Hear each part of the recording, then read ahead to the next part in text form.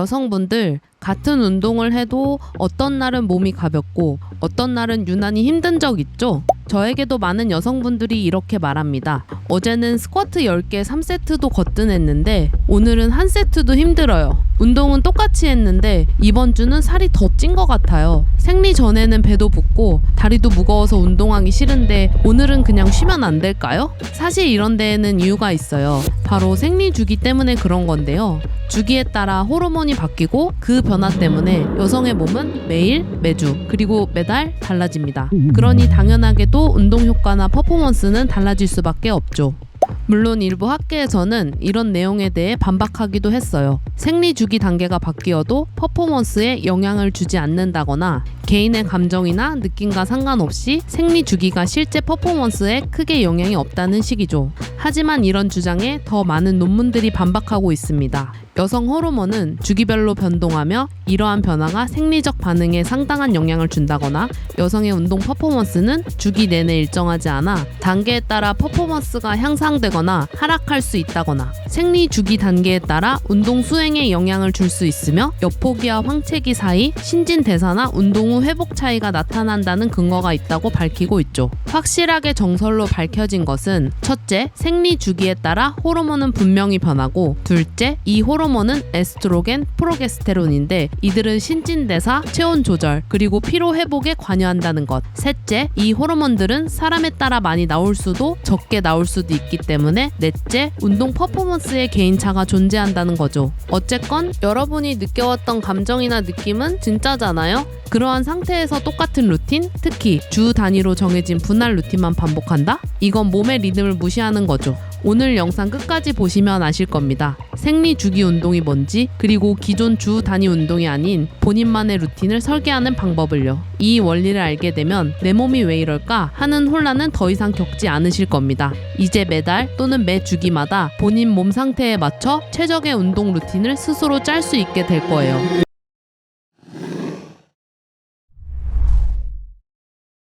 그런데 여러분, 아무리 개인차가 있다고 해도 이렇게 중요한 사실이 왜 지금까지 잘 알려지지 않았을까요? 사실 저는 무시되어 왔다는 생각이 더 큰데요. 첫째, 운동과 스포츠 의학 연구의 역사가 남성 위주였기 때문입니다. 실제로 많은 임상실험, 퍼포먼스 연구가 주로 남성을 대상으로 진행돼 왔어요. 왜냐하면 여성은 매달 호르몬이 변하니까 연구자 입장에선 변수가 너무 많다고 생각했기 때문이죠. 그래서 아예 연구 대상에서 여성들을 제외해버린 경우가 많았습니다. 앞서 여성 호르몬은 주기별로 변동하며 이러한 변화가 생리적 반응에 상당한 영향을 줬다고 했던 논문에서는 공식 초록을 통해 이 부분을 분명하게 짚고 넘어가고 있어요. 여성의 성 호르몬은 주기적으로 변하고 이는 생리적 반응에 영향을 주는데도 불구하고 연구 설계에서 이런 변동성을 고려하지 않아 결과를 잘못 해석할 위험이 크다고 지적하고 있죠. 대부분의 많은 연구들이 이런 변수를 제대로 통제하지 않았다는 겁니다. 쉽게 말해 스포츠 과학의 많은 연구 설계 자체가 남성 기준이었기 때문에 여성 몸의 특성이 간과돼 왔다는 거예요. 남성의 몸은 여성보다 호르몬 변화가 적어 연구하기 편했을 테니까요. 둘째, 편견도 있었습니다. 여성은 호르몬 때문에 일정하지 않다는 인식, 그래서 연구가 어렵고 시간도 오래 걸리고 데이터가 복잡하다는 이유로 깊이 다루지 않은 거예요. 많은 분들이 첫 번째 이유랑 비슷한 거 아니야? 라고 의문 가지실 수 있는데요. 첫 번째는 연구 방법의 편의를 위해서 여성 연구를 소홀히 한 것이라면 두 번째 이유인 편견은 여성 몸 자체가 예측 불가하다는 고정관념에 대한 것이에요. 그래서 여성 데이터는 믿기 어렵다는 편견으로 이어진 거죠. 스포츠 의학지에서도 비슷한 이야기를 언급합니다. 여성의 운동 퍼포먼스는 주기 전체에서 일정하지 않고 어떤 단계에서는 향상되지만 어떤 단계에서는 떨어질 수 있다라고 합니다. 즉, 일관된 패턴이 아니라서 데이터를 믿기 어렵다는 겁니다. 이러한 이유들로 결과적으로 여성 몸의 생체 리듬, 생체 주기에 따른 퍼포먼스 변화는 현장에서 무시돼 왔습니다. 그래서 지금도 헬스장이나 PT샵에서 소개되는 주된 운동 프로그램은 여전히 남성 기준 루틴을 쓰고 있죠. 물론 그 루틴이 잘 맞았던 일부 여성들도 있어요. 몸이 잘 따라와줬고 효과도 봤던 분들이죠. 그분들은 지금처럼 해도 됩니다. 하지만 반대로 왜 난 안 맞지? 왜 이렇게 힘들지? 왜 이렇게 부담스럽지? 하며 포기했던 분들, 이제는 다른 선택지가 생겼습니다. 바로 여성 맞춤 운동, 생리 주기를 고려한 새로운 접근이죠. 최근 10년 사이 여성 운동과 생리 주기를 다룬 연구가 급격하게 늘어나면서 여성 맞춤 운동이라는 개념이 점점 과학적으로 자리 잡기 시작했어요. 이제 우리에게 필요한 건 주기를 무시한 루틴을 그대로 따라하는 게 아니라 내 몸의 주기에 맞춰 운동을 조율하는 것에 대해 배우는 것입니다. 그리고 이게 훨씬 더 효율적이고 과학적인 방법이라는 것을 인정하는 것이죠. 자, 그렇다면 이제 질문이 생길 겁니다. 그래서 구체적으로 어떻게 운동을 해야 하는데? 일단 여성의 몸은 매달 28일을 주기로 크게 4단계로 나눌 수 있어요. 각자한테 맞게 나눠보세요. 월경기, 여포기, 배란기, 황체기가 그것이죠. 각 단계마다 에스트로겐과 프로게스테론이라는 호르몬이 다르게 작용하고 그에 따라 몸이 느끼는 피로, 에너지 대사, 근육 합성, 그리고 부상 위험까지 달라집니다. 그러니까 주 단위 분할 운동을 점진적 과부하로 계속 수행하는 게 아니라 이 4단계에 맞춰서 운동 강도와 방식을 조율하는 게 핵심이에요. 예를 들어 월경기에는 회복과 컨디션 관리 중심, 여포기에는 근력과 체력 향상에 집중, 배란기에는 에너지가 높지만 부상 주의, 황체기에는 스트레스 줄이고 회복 중심, 이런 식으로 기간에 따라 맞춤 전략을 쓰는 거죠. 한 가지 정답이 있는 게 아니라 자신의 몸에 맞는 주기별 운동 전략을 찾는 게 중요하다는 거죠. 이제부터 단계별로 여성의 몸에 맞춘 주기 최적화 운동 루틴을 구체적으로 알려드리겠습니다. 먼저 월경기, 즉 생리기간입니다. 이때는 대부분 몸이 무겁고 피곤하다고 느껴요. 이건 기분 탓이 아니에요. 과학적으로도 에스트로겐과 프로게스테론 같은 호르몬 수치가 급격히 낮아진 상태라 체력도 떨어져 있고 통증에 대한 민감도도 높아져 있죠. 그래서 월경기에는 무조건 쉬어야 한다고 생각하기 쉽지만 사실은 몸을 움직여주는 게 더 도움이 됩니다. 특히 운동 초보자들에겐 고강도 운동보다는 저강도 운동이 적합하죠. 스포츠 메디신 저널의 논문을 보시죠. 생리통이 있는 여성 1808명을 대상으로 29개의 실험을 모아 분석했습니다. 여기서 다룬 운동은 이완운동, 근력운동, 유산소 운동, 요가, 인터벌 트레이닝 같은 복합 운동 프로그램, 그리고 케겔 운동입니다. 4주 동안 꾸준히 했을 때 이완운동이 가장 효과적이라고 하죠. 10점 만점 통증 점수에서 무려 3.5점이나 줄었습니다. 물론 8주 이상, 즉 장기간 운동을 수행하면 어떤 운동을 하든지 통증은 완화됩니다. 다만 이때도 마이너스 3.87로 이완 운동이 가장 효과적이었고 요가가 마이너스 2.75로 가장 낮았습니다. 그리고 무엇보다도 이완 운동을 한 그룹은 운동을 중간에 포기하는 비율도 더 낮았어요. 어떤 운동은 힘들어서 포기하게 만드는 데 반해 지속적으로 운동을 하게 하는 장점이 있다는 거죠. 이 논문을 통해 우리가 얻을 수 있는 인사이트가 있습니다. 운동 초보자 또는 운동에 익숙한 사람이라 하더라도 생리통이 심하신 분들은 월경기에는 그냥 가벼운 운동이라도 하는 것이 낫다는 거죠. 중도 포기하는 것이 가장 좋지 않습니다. 헬스장이나 집에서도 충분히 따라할 수 있는 루틴을 소개해 드릴게요. 전체 시간은 약 40분 정도입니다. 먼저 10분간 스트레칭으로 몸을 풀어줍니다. 매트에 앉아서 캣카우 스트레칭으로 척추를 부드럽게 풀고 밴드를 걸어 햄스트링을 당겨주며 뭉친 하체를 이완시킵니다. 가슴 열기 스트레칭으로 어깨와 상체 긴장도 같이 풀어주세요. 그 다음은 10분 정도의 저강도 유산소 운동입니다. 트레드밀 위에서 가볍게 걷거나 실내 자전거를 타면서 심박수를 100에서 120 사이로 유지합니다. 숨은 조금 차지만 대화는 충분히 가능한 정도가 가장 적당해요. 이렇게 하면 혈액순환이 좋아지고 몸도 한결 가벼워지죠. 세 번째는 복부 압박이 없는 상하체 근지구력 운동 15분입니다. 상체는 숄더 프레스나 로우 동작, 하체는 힙 어브덕션, 무게는 전신 순환을 도울 수 있는 가벼운 무게로 15에서 20회 3세트 진행하시면 됩니다. 마지막으로는 5분간 회복 운동입니다. 폼롤러로 종아리와 허벅지, 둔근을 천천히 풀어주고 심호흡으로 마무리하면 됩니다. 월경기에 이렇게 몸을 가볍게 움직이면 통증은 줄고 기분은 한결 좋아지며 운동을 완전히 쉬는 것보다 훨씬 건강하게 생리 기간을 보낼 수 있습니다. 실제로 저희 회원님 중 한 분도 저희 PT샵에 오기 전까지 생리 기간에는 무조건 운동을 쉬어야 한다고 생각하셨습니다. 몸이 힘드니까 아예 안 하는 게 낫다고 믿으셨던 거죠. 그런데 저희가 상담을 통해 설명드렸습니다. 완전히 쉬는 것보다 몸에 맞는 저강도 루틴을 하는 게 오히려 통증을 줄이고 컨디션을 회복하는 데 더 도움이 된다고요. 그래서 월경기 세션에는 고강도 웨이트는 빼고 전신 스트레칭과 순환 중심 프로그램을 진행했습니다. 결과는 확실했습니다. 예전에는 생리 기간마다 몸이 더 무겁고 통증이 심했다고 하셨는데 지금은 한결 가볍고 통증도 눈에 띄게 줄었다고 직접 이야기해 주셨습니다. 단순히 쉬는 것보다 몸에 맞는 방식으로 꾸준히 움직이는 게 훨씬 효과적이라는 걸 경험하신 거예요. 그래서 저는 이 영상을 보고 계신 여러분도 꼭 이런 변화를 직접 경험해 보셨으면 좋겠습니다. 식단도 알려드릴게요. 식단은 철분 보충이 핵심이에요. 시금치, 소고기, 그리고 렌틸콩 같은 음식을 챙기고 수분은 충분히 섭취하세요. 반대로 카페인은 줄이는 게 좋습니다.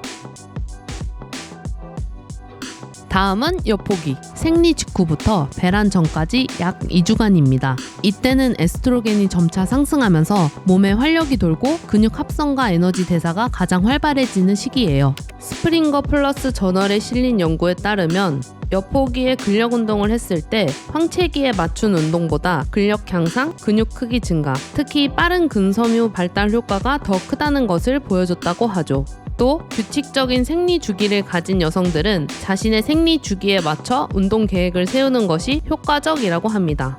잠깐 여기서 한 가지 짚고 넘어가죠. 왜 이 연구자들은 굳이 엿보기와 황체기를 나눠서 비교했을까요? 그 이유는 두 시기의 호르몬 환경이 정반대이기 때문입니다. 엿보기는 에스트로겐이 증가하고 프로게스테론이 낮아서 근육 합성과 회복, 에너지 활용에 유리한 아나볼릭 환경이고 반대로 황체기는 프로게스테론이 높아지면서 체온이 올라가고 부종이 생기며 단백질 분해가 늘고 피로감이 쌓이는 캐타볼릭 환경이 됩니다. 즉, 이 두 시기는 운동 효과 차이를 보기 가장 좋은 구간이라는 거죠.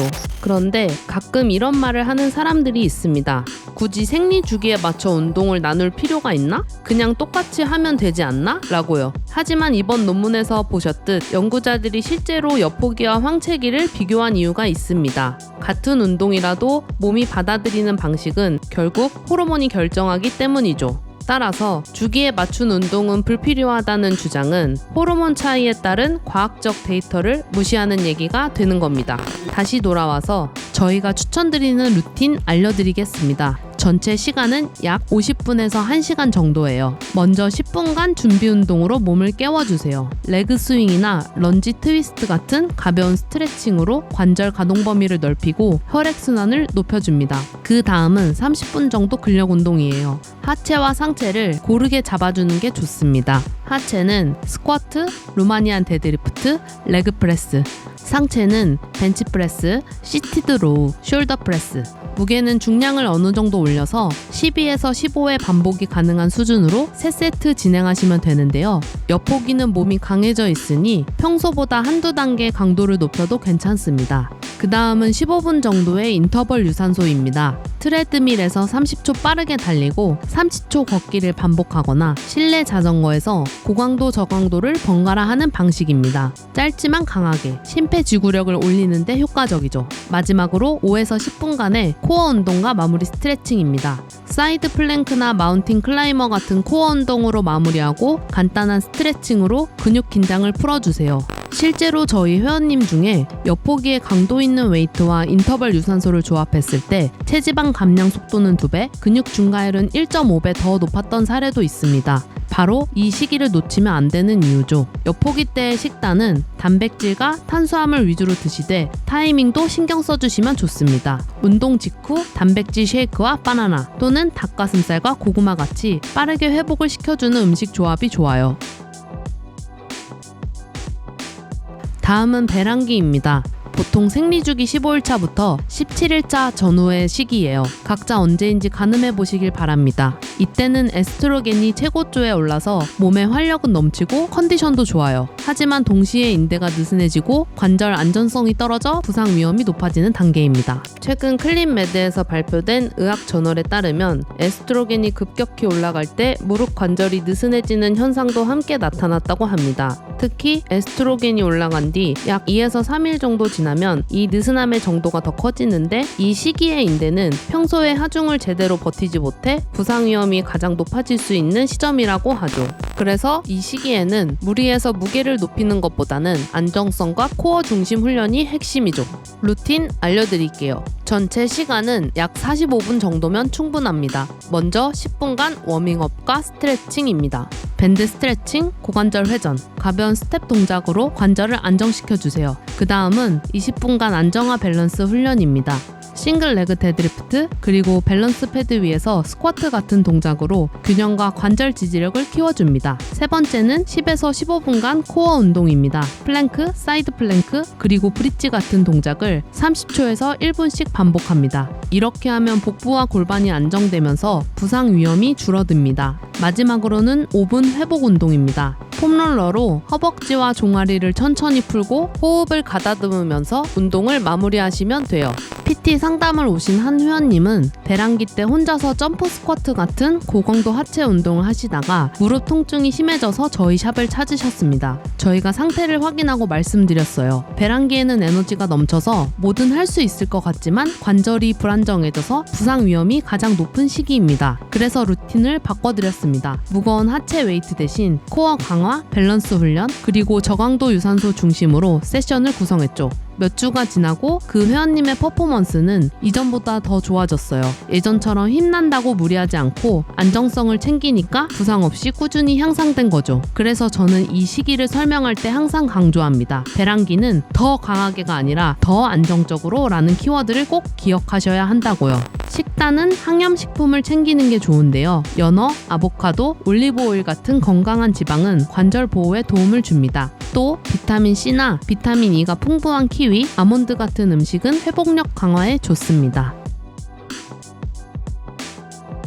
마지막은 황체기, 생리 직전까지 이어지는 단계입니다. 이 시기에는 프로게스테론이 올라가면서 체온이 살짝 오르고 몸이 쉽게 붓고 피로가 쌓이기 쉬워요. 그래서 왜 이렇게 무겁지? 운동이 왜 이렇게 안 되지? 라는 느낌을 받는 분들이 많습니다. 여러분들만 그런 것 아니에요. 2025년 국제학술지 프론티어에 게재된 최신 연구를 보시죠. 이번 연구 참가자들은 황체기를 자신의 근력훈련 성과가 가장 낮은 시기로 이야기하고 있습니다. 많은 이들이 배란 이후 눈에 띄는 에너지 저하를 경험했다고 말했습니다. 또 긴 회복 시간이 필요하다는 신체적 증상도 이야기했죠. 그래서 이 시기엔 강한 운동보다는 꾸준히 이어가는 것이 중요하죠. 운동 시간은 약 40분에서 45분 정도면 충분합니다. 먼저 10분간 가벼운 워밍업과 스트레칭으로 몸을 풀어주세요. 목, 어깨, 허리, 하체까지 부드럽게 늘려주면서 긴장을 풀어줍시다. 그 다음은 중강도 유산소를 20분 정도 해주세요.